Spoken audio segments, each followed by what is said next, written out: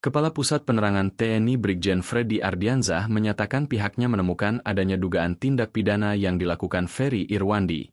CEO Malaka Project itu diduga melakukan provokasi hingga menyebarkan kebencian melalui media sosial yang mendiskreditkan TNI.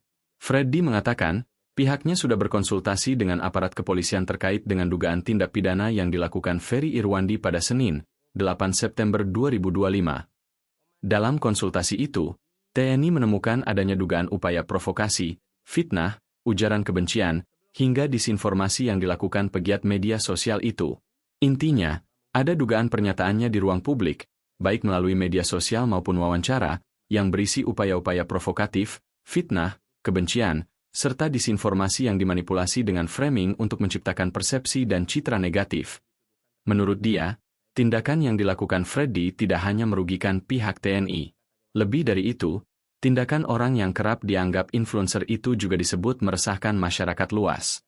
Bahkan, hal itu dinilai berpotensi memecah belah persatuan, termasuk antara TNI dan Polri.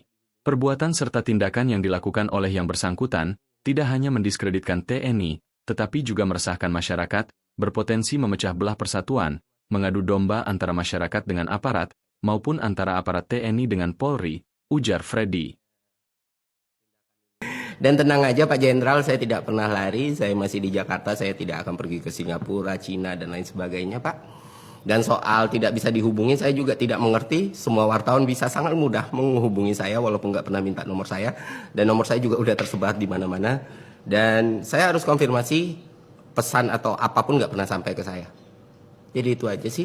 Dan kalau misalnya tindakan ini dianggap bikin saya takut, khawatir, cemas, tidak Pak. Saya akan jalani, saya nggak akan play victim, rengek-rengek, tidak. Gitu. Kalau memang mau diproses hukum, ya ini kan negara hukum, kita jalani bersama. Gitu. Itu aja Pak Jenderal. Semoga sehat, bahagia selalu, senang selalu. Saya juga nggak tahu tindak pidana apa yang saya lakukan. Ya memang Republik ini pantas untuk pemerintah, aparat, dan sistem yang lebih baik. Itu aja dari gue, semoga bermanfaat teman-teman. Buat yang nanya kabar gue, tenang saja, gue baik-baik saja dan akan selalu baik-baik saja.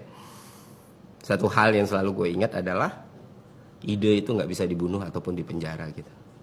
Apapun yang terjadi sama gue ya, what done is done bro. Masa ya, setiap hal pasti ada kausalitas dan resiko lah. Dari awal nggak tahu ya nggak mungkin. Jadi ya, itu aja. Semoga bermanfaat, sampai jumpa di konten selanjutnya. Ya, saya tidak lari kemana-mana Pak.